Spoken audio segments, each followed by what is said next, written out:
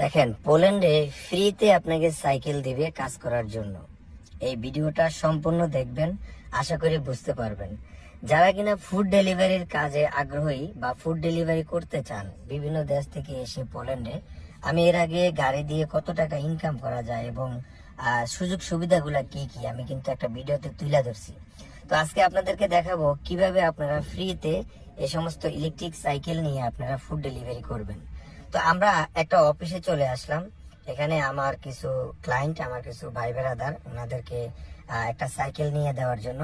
তো দেখেন, অলরেডি আমরা কিন্তু সব কিছু কাগজপাতি রেডি করে একটা সাইকেল অলরেডি ট্রায়াল দিতেছি যে সাইকেলটা দিয়ে কিভাবে কাজ করা যায়।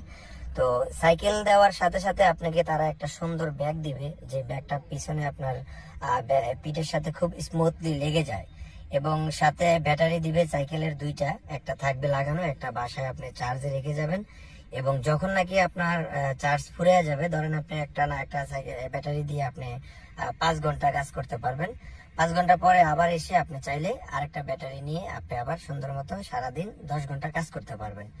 তো একটা সাইকেল দিয়ে আপনি মোটামুটি কত টাকা ইনকাম করা যায় এটাও আজকে আপনাদেরকে বলে রাখি।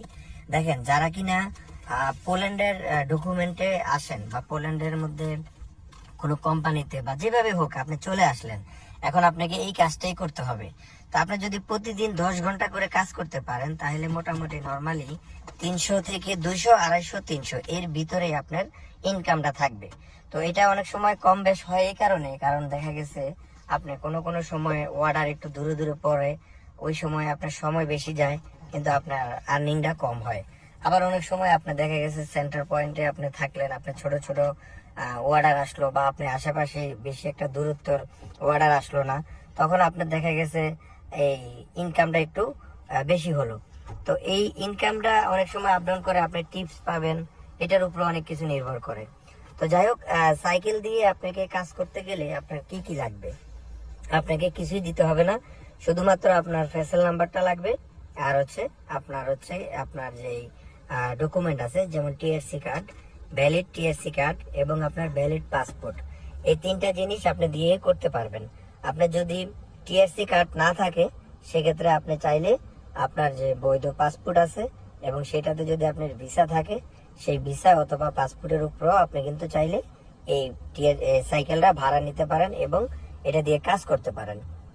তো এবার আসি ভাড়া কত টাকা আপনার? এই সাইকেলটা দিয়ে যদি আপনি কাজ করেন, তাহলে আপনাকে প্রতি সপ্তাহে পোল্যান্ডের টাকায় 100 জুলুতি আপনাকে দিতে হবে। এটা হচ্ছে ইলেকট্রিক সাইকেলের ভাড়া।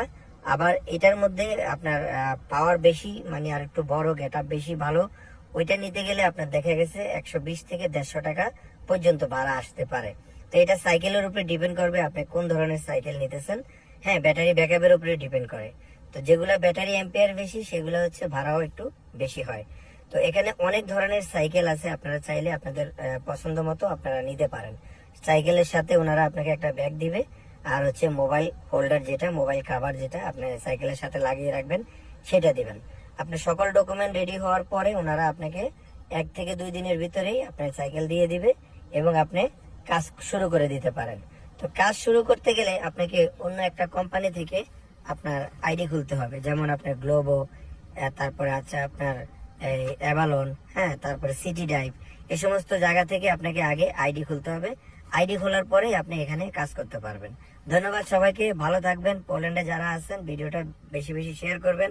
নতুন যারা আসে তারা যেন ভিডিওটা দেখে তাদের উৎসাহ যেন বাড়ে এবং তারা যেন এখানে এসে কাজ করতে পারে। ধন্যবাদ সবাইকে, ভালো থাকবেন। আসসালামু আলাইকুম।